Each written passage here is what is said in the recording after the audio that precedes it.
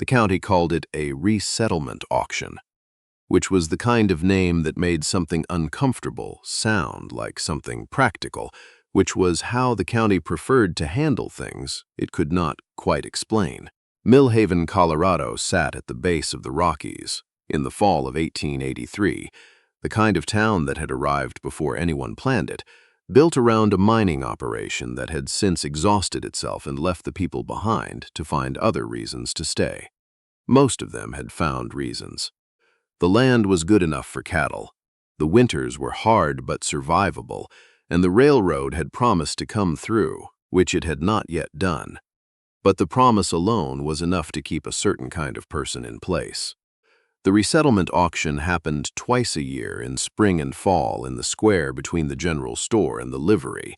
It was for adults, not children. Men mostly come down from the mountain camps with nowhere to go, after the mines closed, sometimes women. Sometimes families that had split apart through death and debt and the ordinary catastrophes of frontier life, leaving behind one person where there had been several, which was an imbalance the county tried to address through practical means. It was not a slave auction. Everyone who stood in that square was technically free to leave at any time.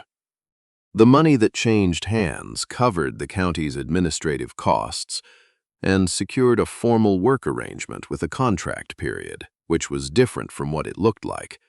Though it looked like what it looked like. Margaret Selby came to the square that October morning to buy soap and nails and did not intend to stop.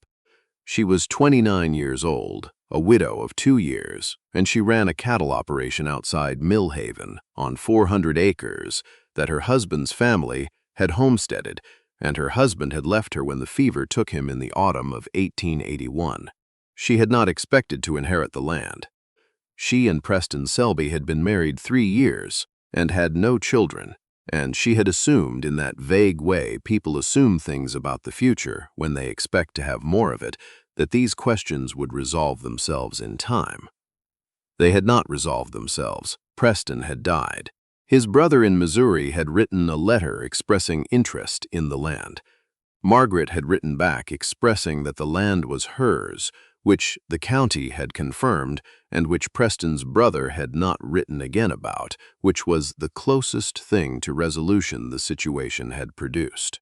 She managed the operation with 2 hired hands, Dub Kinney and his son Emmett, who were capable men and reasonably priced, and who did not particularly like being managed by a woman, but who also needed the work, which created a balance of the kind that the frontier produced regularly. 2 things that didn't prefer each other, making it work because not making it work was worse. She stopped at the edge of the square because the crowd was blocking her path to the general store. At the far end of the line of people waiting to be claimed stood a boy. He was perhaps 12, though something about him read younger, the way some children carry their smallness in their whole bearing, not just their height. He was slight, with sandy hair that had grown too long and curled at the ears, and a jacket that had been mended at both elbows with thread that did not quite match. He was not the only child in the line. There were 2 younger ones who had already gone, taken by a farm couple who had arrived before the crowd fully gathered and had made their selection with the efficient certainty of people who had come for something specific. This boy had not been selected. He stood with his hands at his sides and his eyes on the middle distance, not looking at the crowd, not looking at anything in particular, which was the posture of someone who has learned to be present in a situation without fully inhabiting it. He had learned, Margaret would understand later, to be very good at not hoping. She watched a man approach him, a rancher she recognized from the valley, look him over for approximately 30 seconds and walk away. Then a woman with 2 daughters, who spoke to the boy briefly, glanced at the county official's ledger and shook her head. Then a merchant couple who did not approach at all, only looked from a distance and moved on. The county official, a broad-shouldered man named Fitch, who had been doing this work for 11 years and had the expression to show for it, came to the end of the line and looked at the boy and looked at his ledger and looked at the crowd. Margaret was still standing there. "What's his situation?" she said, because she was standing near enough that the question came out from before she considered it. Fitch looked at her with the mild surprise of someone whose expectations have been adjusted. "Mother died on the road from Utah. Father's unknown. No relatives located. How old?" 11. "Almost 12. What's his name?" Fitch consulted the ledger.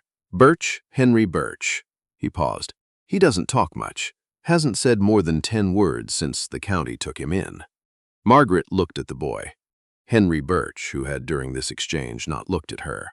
He was examining something on the ground near his left boot with the focused attention of someone performing indifference. $3? She said. $3, Fitch confirmed. She paid the $3. She was not entirely certain in the moment of paying them what she was doing or what she thought would come of it. She had 400 acres and 2 hired men and a cattle operation that required every hour she had and several she didn't. She had no experience with children, no family nearby, and no particular plan. What she had was $3 in her coat pocket, and the specific discomfort of having watched 4 adults walk away from an 11-year-old boy in a too small jacket, and having found she could not add herself to that number. Fitch filled out the paperwork. Henry Birch stood beside her and did not speak. When the paperwork was done, Henry picked up a canvas bag from the ground. It was the kind of bag that told you everything you needed to know without needing to look inside. He held it by the top, the way you hold something when it's all you have, not carelessly. He looked at Margaret for the first time.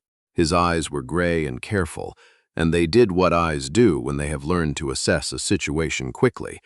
They looked, they measured, they arrived at a provisional conclusion, and held it lightly in case it needed revising.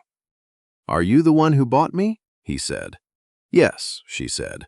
"What for?" It was a reasonable question. She thought about it honestly. "I have a cattle ranch," she said, "north of town. There's work if you're willing, and a room." He considered this. "What kind of work?" "Whatever kind you can do," she said. "We'll figure it out." He looked at his bag, then at her, then at the square, which was emptying now, the crowd dispersing back to its errands. He gave the smallest nod, not agreement exactly, more the nod of someone who is reserving judgment but has decided to proceed. "All right," he said. They walked to where Margaret had her horse and wagon. Henry looked at the wagon, then at the horse, which was a large roan mare named Consequence, so named because of a series of events involving a fence and a neighbor's irrigation ditch that Margaret had never fully explained to anyone. "You ride?" Margaret said. "Some," he said. "The wagon's fine," she said. "It's 4 miles. He climbed up without needing to be told twice. Margaret untied Consequence and got up beside him, and they drove north out of Millhaven in the October afternoon with the Rockies ahead of them, turning the colors they turned in fall, which were the kind of colors that made people who had lived their whole lives in Colorado still stop and look. Henry did not stop and look. He sat with his bag on his lap and watched the road. They did not talk for the first mile, which was comfortable enough. Margaret was not a woman who filled silence out of obligation. After the first mile, she said, "You've been with the county how long?" 6 weeks, he said. Since Utah. Your mother, what was she like?" He was quiet for a moment, not the quiet of someone refusing to answer. The quiet of someone finding the accurate words. "She was practical," he said finally. "She didn't talk about things being hard. She just figured out what to do about them." Margaret looked at the road. "That's a good quality." "She was also funny," he said, which seemed to surprise him slightly, the way things surprise us when we say them before we've decided to. She had a way of noticing things that were wrong with a situation and saying them out loud, so you had to laugh even when you didn't want to. "I'm sorry she's gone," Margaret said. "She was sick a long time," Henry said, with the particular flatness of a child who has been told this is a comfort and has filed it in the place where comforts go that don't quite work. It wasn't a surprise. He paused. It was still a surprise. Margaret said nothing to that. After a while, he said, "What about you?" She gave him the honest summary, or the version of it that was appropriate for the first afternoon. She had grown up in Ohio, had come west with Preston at 23, had lost Preston 2 years ago to a fever that had gone through the valley and taken 3 other people besides him. She had stayed because the land was hers and because going back to Ohio felt like a different kind of loss, the loss of something she had not known she was building until it was already built. Henry listened. He was a good listener, the kind that does not perform listening but simply does it. His eyes on the road, his whole attention gathered in one place. "Do you miss him?" he said when she was done. "Every day," she said, "less than I used to, but every day." "My mother said grief was like a stone," Henry said. "At first you're carrying it. Then after a while you just know where it is." Margaret looked at the boy. 11 years old, going on 40, which was what certain kinds of childhood produced. "She sounds like she was very wise." "She read a lot," he said. She said reading was how people shared what they figured out, so nobody had to start from nothing. They came over the rise, and the Selby ranch came into view below. The main house, the bunkhouse, the barn, the corral where Dub and Emmett were doing the afternoon work. The kitchen garden that had mostly finished for the season but still showed the skeleton of what it had been. Henry looked at it with the particular attention he gave everything. "It's a good piece of land," he said. "It is," Margaret said. "Lot of work," he said. "Yes, you run it yourself. 2 hired hands," she said. "And now I suppose you." He looked at the ranch another moment. Then he gave the small nod again. "The provisional one." "All right," he said. Dub Kinney had opinions about the arrangement that he shared with his son Emmett rather than with Margaret, which was how Dub handled most things he disapproved of, through a system of commentary delivered to adjacent parties. Emmett, who was 22, and had more sense than his father on most subjects, relayed none of this to Margaret, which was one of the reasons she preferred working with Emmett when she had the choice. What Dub's opinions were specifically, Margaret could infer. That a woman running a cattle operation had been an inconvenience to his understanding of how things worked, that the same woman adding an orphan boy to the arrangement was an additional inconvenience, and that neither of these things was his business, which he understood without it making him feel better. Henry stayed out of Dub's way with the instinctive navigation of a child who has learned to read adult moods as a matter of necessity. He worked without needing to be told twice. Margaret had not been sure what an 11-year-old could do on a cattle ranch and had been prepared to find limited applications for him. She found, instead, that he was genuinely useful in the particular ways that small, careful people are useful. He was quick and precise, he paid attention to detail, and he had the patience for tasks that required it, mending tack, stacking, and organizing the supply shed, the slow work of resetting fence posts that had heaved in the previous winter's freeze. He was also, she discovered, better with the cattle than either of the Kinneys. Not in the physical work of it, he didn't yet have the size for certain things, but in the way of reading the animals, knowing when they were agitated before the agitation became a problem, anticipating the drift of the herd, moving quietly and without the kind of unnecessary urgency that spooked them. It was, Margaret thought, the same quality he had with people, a natural attention to what things were actually doing, rather than what you expected them to do. "Where did you learn cattle?" she asked him one evening. The two of them repairing a section of fence in the lower pasture while the sun went down behind the mountains and the temperature dropped in the sudden way it dropped in Colorado, October. "Traveled with a ranch operation for a while," he said. "Before Utah. The man who ran it let me work for meals." "How long?" 4 months, maybe. He drove a post staple with 2 clean strikes. He was a decent man. His wife made good bread. He considered this addition. "That seems like a small thing to remember." "It's not," Margaret said. He looked at her. "The small things are what most of it is," she said. "The bread, the fence mending, the person who gave you a coat when yours wore through." She drove her own staple. Nobody remembers the big version of a life. They remember the specific parts. Henry thought about this for a while in the way he thought about things completely. "My mother would have liked you," he said finally. Margaret kept her eyes on the fence. "That's a kind thing to say."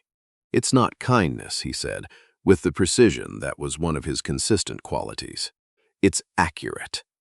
The trouble came in November from a man named Tanner Wells, who ran a timber operation east of Millhaven and had, by the account of everyone who knew him, never found a situation he could not make worse by inserting himself into it. Wells had taken a look at the Selby land 2 years prior, after Preston died, and had made Margaret an offer that she had declined. He had since made 2 additional offers, both declined, and had developed the particular sourness of a man who cannot understand why a woman alone on 400 acres would not be grateful for his interest. He came to the ranch on a Thursday in November with 2 of his men and the posture of someone arriving to resolve something. Margaret was in the yard when he rode up. Henry was in the supply shed, which she registered automatically and found she was glad of. Wells made his offer again. It was, he said, more than generous. "I've told you 3 times, Margaret said. The land isn't for sale." "A woman alone," Wells said, "can't realistically." "I'm not alone," she said. "I have 2 hands and a working operation. You've been watching this ranch long enough to know that." Wells looked at the barn, the corral, the neat lines of the property. His expression was the expression of a man who has decided that what he wants is correct, and that anything standing between him and it is an obstacle rather than a position. "I'll give you a week to think about it," he said, as though she had said something that required thinking. "I've had 2 years to think about it," she said. "The answer is the same." He rode out. His men rode out behind him. Margaret stood in the yard for a moment after they were gone. Then she went to the supply shed because she had known Henry was there, and had known, equally, that he had heard some portion of what had passed.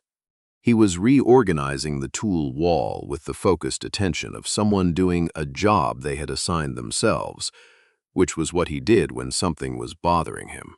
He did not pretend to have not heard. "He'll come back," Henry said. "Probably." Margaret agreed. "What are you going to do?" She thought about it. "What I've been doing," she said. "Run the ranch well enough that there's no argument to make." Henry looked at the tool wall. "My mother used to say that the best answer to people who think you can't is doing it where they can see." "Your mother," Margaret said, "keeps turning out to have been right about things." Henry almost smiled. There was, she had found over the past weeks, a version of a smile he did not intend to produce, a quick, real thing that appeared before he had decided whether to allow it and disappeared almost immediately after. She had begun to find these accidental smiles to be one of the more reliable small goods of her days. She went to the county 2 weeks later. Not about Wells specifically, but for a related reason that had been forming in her thinking since the night she had sat by the stove, going over the ranch accounts, and realized that Henry Birch was in her kitchen doing the same thing, making a list of the supplies they needed for winter with the careful numeracy of someone who has learned that numbers are more trustworthy than wishes. She could not say exactly when she had stopped thinking about the arrangement as temporary. Probably it was gradual, the way most significant changes are, less a decision than an accumulation of small facts. The fact that he saved her the account book when he was done with his list. The fact that she had begun leaving the kitchen lamp on when she worked late in the barn, because the window showed from outside and she had found, without particularly examining it, that she liked knowing there was a light on in the house. The fact that when Emmett Kinney had, without malice, referred to Henry as the county boy in Margaret's hearing, she had felt something specific in her chest that was not quite anger, but was its close relative. She spoke to Fitch at the county office. She explained what she wanted. Fitch, who had been doing this work for 11 years and had seen arrangements of every kind, said that it was possible, that the paperwork existed, and that the county's primary concern was the welfare of the child in question. "And the child," he said. "Has he been consulted?" "Not yet," she said. "I wanted to understand whether it was possible before I asked him." Fitch nodded. He had always thought Margaret Selby was a practical woman. She came back to the ranch. Henry was in the corral working with one of the young steers that had been giving them trouble, moving quietly around the animal's blind spot, patient as weather. She watched him for a while from the fence. He registered her presence without turning around. He had always known where she was in a room, in a yard, which she had come to understand was not a suspicious thing but a protective one, the instinct of a child who has learned to know where the adults are. She climbed the fence and sat on the top rail. "Henry," she said. He came to the fence and leaned on it. He was watching the steer, not her. This was another of his qualities. He conducted important conversations, looking at neutral ground, which gave him somewhere to put his eyes that was not the direct exposure of looking at you. "I need to tell you something," she said. "All right. I went to the county today." He was still watching the steer. His expression did not change, but something in his posture shifted, almost imperceptibly, the way things shift when you are being careful not to show what you're feeling. "This arrangement," she said, "is temporary by its terms. The contract runs through spring. After that, you'd go back to Fitch and the county and the process would start again." She paused. "I don't want that." Henry said nothing. "I don't have a home to offer you in the way most people mean that," she said. "I have 400 acres with a mortgage on 200 of them. I have a cattle operation that has 3 good years and 1 bad one in every 4. I have 2 hired hands who are competent and a ranch house that is warm in winter and not much else." She looked at the mountains. "But I'd like to be responsible for you, formally, legally, if Fitch can arrange it, and if you'd want that." The steer moved to the other end of the corral. Henry watched it go. "Why?" he said. She had expected this question. He was a person who wanted the honest answer and would know if he wasn't getting it. "Because you are the most sensible person I have spent any sustained time with," she said. "And because the day I drove you out of Millhaven, and I had not had a conversation that felt real in 8 months, not since Preston died, and by the time we got to the ridge I had already had 3. She paused. "And because I paid $3 for you, and I have been thinking about why ever since, and what I think is that it wasn't $3 for a worker or $3 for a hand. I think it was $3 for—" She stopped, tried again. "I think I recognized something." Henry was quiet for a long moment. "What did you recognize?" he said. She thought about it. About Preston and the land and the letter from Missouri and the 2 years of managing everything alone and the specific loneliness of having a life that was full of work and empty of the particular thing that work cannot fill. "Someone else who was figuring out how to stay," she said. Henry looked at the corral. The steer had settled, as it tended to do when things were quiet. "I'd want that," he said. He said it without drama, which was his way, the way of someone who has learned that drama is a cost and that honest statements don't require it. But his voice was not flat. There was something in it that Margaret did not examine too closely because some things are better received than analyzed. "All right then," she said. Fitch filed the paperwork with the county recorder in December, and it was done with the efficient practicality of a frontier territory that did not have the resources for excessive ceremony. Dub Kinney, when he heard, told Emmett that it was a strange situation. Emmett told him that it seemed straightforward to him, which ended the conversation. The winter that year was hard, but they were ready for it. They had been methodical in the fall preparations, the feed, the wood, the supply stores that Henry had inventoried with his careful lists. The cattle came through it well. The mortgage payment on the 200 acres came due in February and was met, which Margaret had not entirely expected and which Henry had apparently been tracking in the account book with the quiet attention he gave to things that mattered. He grew, as children do, which is to say all at once and without warning.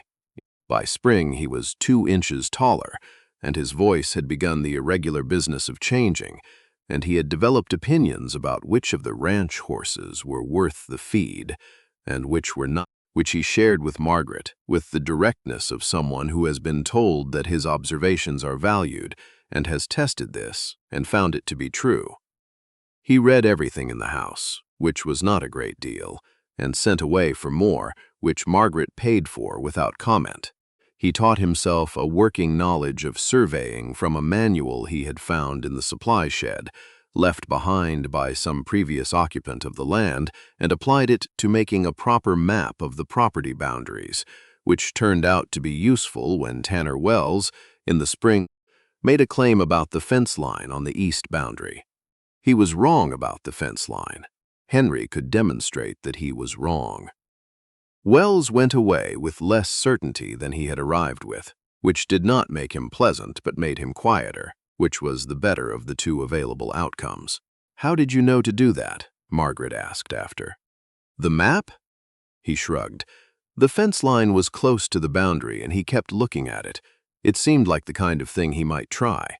She looked at him, 12 years old, going on something that did not have a number yet. "You were watching him watch the fence line." "I watch everything," he said. Then, after a pause, in the way he made additions when they seemed relevant. "You taught me that." "I didn't teach you that," she said. "You already knew it. You made it feel useful," he said.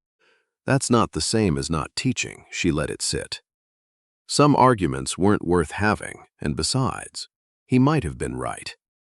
Years passed in the way that good years pass, which is to say fully, without the sense of time being wasted, which is perhaps the best you can hope for from time. The cattle operation grew. The mortgage on the 200 acres was paid off. A third hired hand came on permanently, a capable young woman named Iris that Henry, 15 by then and doing the work of a man twice his size, had recommended without being asked, simply because he had been watching her work for a neighboring rancher and had formed an opinion. "You hired a person," Margaret said. "I suggested a person," he said. "You hired her." "Henry, she's better than either of the Kinneys," he said, which was accurate, and which Emmett would have agreed with, though Dub would have disputed it. The railroad came through Millhaven in 1887, 4 years after the county square and the $3, and the canvas bag that weighed almost nothing. It changed the town in the ways railroads change towns: faster, louder, more of everything. Margaret sold 2 seasons' cattle at prices she had not expected to see in her lifetime and paid off the remaining obligations on the property, and sat at the kitchen table, one evening looking at the numbers in the account book with the particular feeling of someone who has arrived somewhere they were not sure they would get to. Henry came in from the barn. He was 16 and stood in the doorway in the way he now stood everywhere, with a stillness that was not hesitation but presence. He looked at her face, then at the account book. He was very good at reading situations from the minimum available information. "You paid it off," he said. "Yes." He sat down across from her. He did not say congratulations, which would have been fine, or anything about how hard she had worked, which would have also been fine. He looked at the account book and said, "What's next?" which was, she thought, the right question, and also the particular thing she had liked about him from the first afternoon, that he was always looking at what came next. Not from impatience, but from the practical understanding that things keep going, and the sensible response is to keep going with them. "I'm thinking about the north pasture," she said. "The land adjacent. It's been empty since the Fowler family left. I'd like to buy it if the price is right." "I know," he said. "You know? I've been watching you look at that pasture for 2 years," he said. "The way you look at something you're thinking about buying." She looked at him across the account book, this boy who had watched her watching a pasture the way she had once watched him watch a steer, with the patient attention of someone cataloging information for eventual use. "Your mother," she said, "would have found you very satisfying." Henry looked at the table. The quick, real smile appeared, the involuntary one, and lasted a half-second, longer than usual, before it arranged itself back into his ordinary expression. "She would have liked you too," he said. "I told you that already." "You did," she said. "I believed you then. I believe you now." On a May evening in 1891, 8 years after the county square, Margaret Selby stood at the fence of the north pasture, which she had kept bought in 1888, watching the cattle work the new grass in the evening light. She was 37 years old. The ranch ran 640 acres.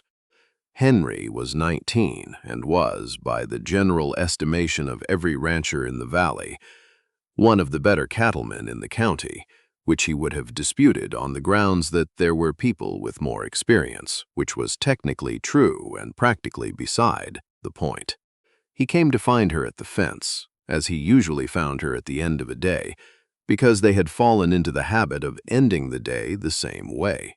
At the fence, watching the cattle, talking about nothing in particular, which was how they talked about everything. He leaned on the fence beside her. "I've been thinking," he said. "About what?" "Farther north," he said. "Coulter's land, if he decides to sell. It runs good water all year and the pasture grass doesn't need improving. I've been watching it." She looked at the mountains. "You've been watching Coulter's land since last fall?" "Of course you have," she said. He looked at her sidelong, which was the nearest he generally came to amusement. "Is that a problem?" "It's not a problem," she said. "It's just—" She paused. "You watch things the way I used to watch things. Before Preston. Before I had anyone to watch things with me," she said. He was quiet for a moment. The cattle moved through the grass in the low evening light, easy and unhurried. "Do you know," he said, "that when I first got in that wagon, I thought I'd be gone by Christmas?" She looked at him. "Not gone badly," he said, reading her expression with the accuracy he'd always had for it. "Just gone, moved on, the way things had been going." He looked at the pasture. "But then I thought, she kept the lamp on in the kitchen, and she listens when I say something. And she looked at Dub Kinney the first time he was rude to me in a way that made it clear she had noticed, even though she didn't say anything." Margaret had, in fact, later said something to Dub Kinney, though she had done it privately, and Henry had apparently never known. Or perhaps he had. He was very hard to keep things from. "Are you glad," he said, "that you stopped at that square?" She looked at him. 19 years old, with Preston's account book knowledge and his mother's sharpness, and 8 years of watching a cattle operation build itself into something that had not existed before, and which would not have existed in the same way without him. "Every day," she said. "Every single day." He nodded. The nod of someone receiving information that confirms what they already held. Then he turned back to the fence and watched his cattle, their cattle, in the fading Colorado light, and Margaret stood beside him, and they finished the evening the way they had come to finish most of them, together, looking at what they had built, saying nothing, because nothing needed saying, which is the particular luxury of people who have been through enough together that silence is not absence but its own kind of language. She had paid $3 on an October morning in Millhaven for a boy in a jacket with mismatched mending and a canvas bag that weighed almost nothing. She had been trying to explain it ever since, to the part of herself that asked for explanations, and she had never quite managed it, and she had finally concluded that some things arrive before you understand them, and the understanding comes later, or it doesn't come at all, and either way, the thing itself is there, solid and real and already part of you, which is the only accounting that matters. $3. The best $3 she had ever spent.